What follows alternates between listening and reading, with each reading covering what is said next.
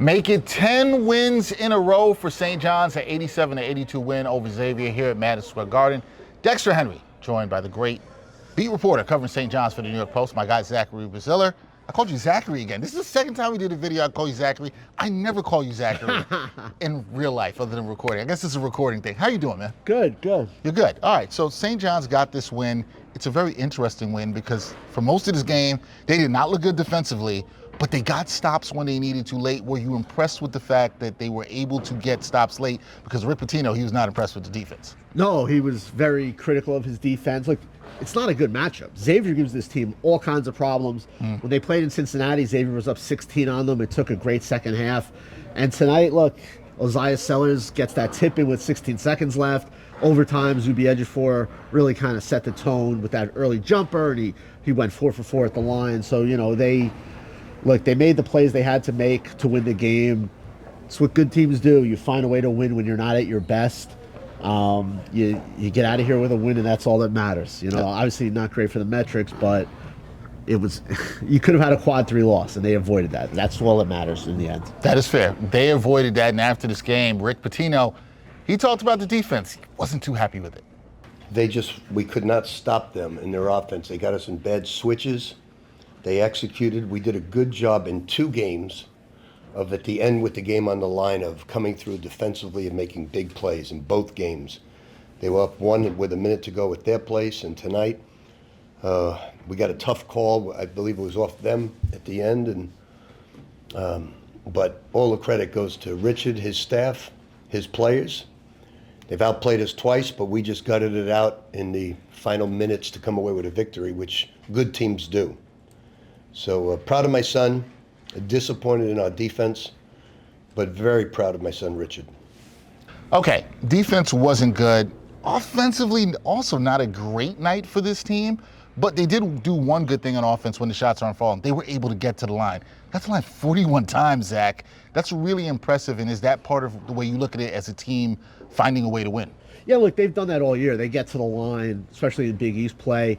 You know, they missed a lot of them. You know, Dylan Darling missing those 2 when they're up 3 late. Nearly came back to bite them. But yeah, look, the threes right now aren't falling. They have not shot the 3 well here at the Garden. They've been a much better shooting team on the road. Ejiofor, 1 for 9 from 3 the last 2, and he's a really good shooter. He's had some really good looks. Now look, he did make that big shot late when it counted. Yeah. Give him credit for that. And yeah, look, they're gonna have to start making more threes. They have not shot the 3 well at all. They've gotten away with it, but they're gonna have to start making threes. And they've been a mostly pretty decent to good 3-point shooting team all year. Lately, they have not fallen. I'm not overly concerned about it because they are getting good looks from 3, especially Sellers, and they're going to have to make more of those. But yeah, offense wasn't great. It was a grind. It was one of those ugly games where you just got to find a way, and they did. They found a way. Part of the way of them finding a way offensively, Zuby Ejiofor, you look at the stats in this game, 25 and 7. He was a force inside. He started off this game 4 for 4 from the field, and I think he kind of kept them in the game offensively.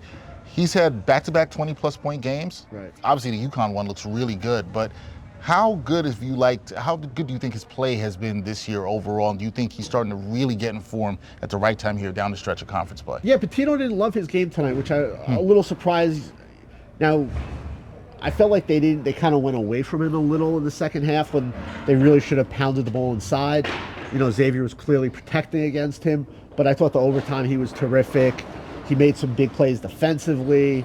Pitino was really high on Bryce Hopkins. He said Bryce Hopkins won this game. He had 2 big steals in overtime, you know, and Bryce has really kind of come on here late. Didn't have a great shooting game, though he did score 19 points. But he, you know, the key of the game, look, they took Trey Carroll away in that overtime.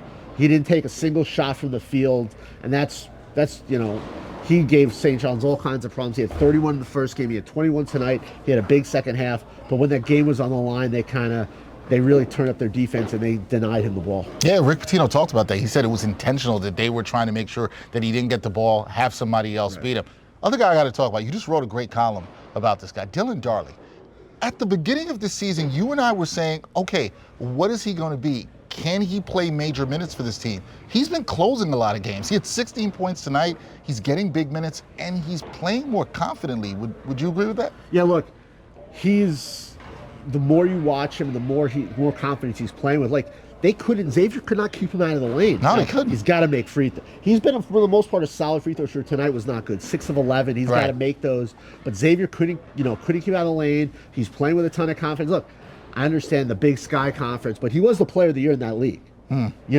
Kyle Smith, who was his coach at Washington State before Idaho State, really knows talent, and he told me when he committed that kid's a pit bull. St. John's is getting a really good player. It took some time, but he's coming off the bench, but he's not a backup. He's basically become their somewhat starting point guard.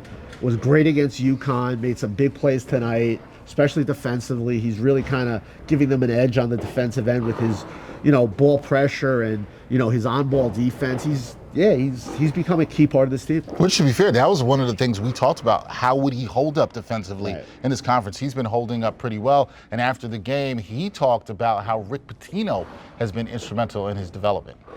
I started off slow, and I just think Coach P gave me the confidence to believe. I feel like Coach P still believed in me when I was lacking that a little bit, and I think that did wonders for me. And just now, I'm just trying to get better every single day and get more comfortable in my role with the team.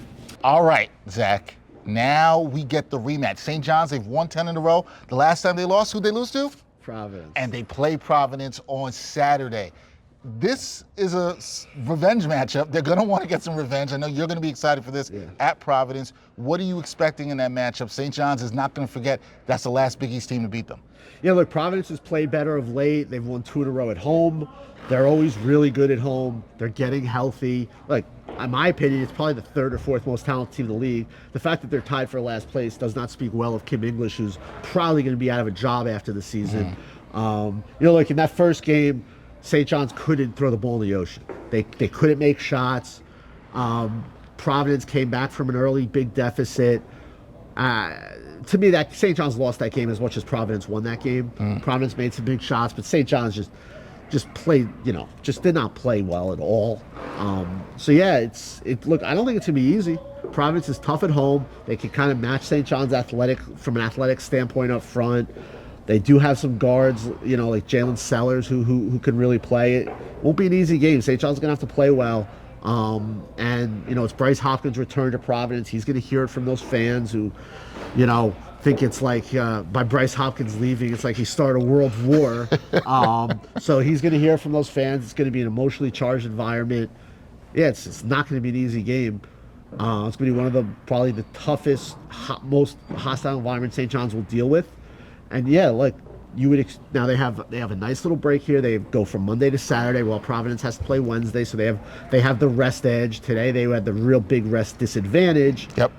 So we'll see. Look, Rick Pitino has a lot of stuff to hammer home to them that he feels like they didn't do well tonight. So even though they've won 10 in a row, he's probably going to treat this game like a loss. Yeah, he is. Trying to get more out of them for Providence. And look, this is the time of the year now where you need to continue to stack wins. They're probably around a 5 seed, maybe on the border of being a 4. They got to continue to win games.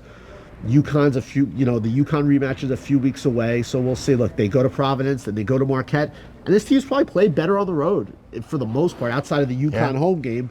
St. John's has played really, really well on the road, and now they got two road games against teams they're better than, but are playing better coming up. Yeah, it should be very interesting. St. John's now up to 17 in the AP poll today that we saw. So moving on up, playing well. We'll see how they do.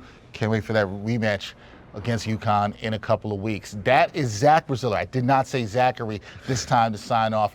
St. John's, they won their 10th in a row, 87-82 in overtime over Xavier. I'm Dexter Henry, signing off.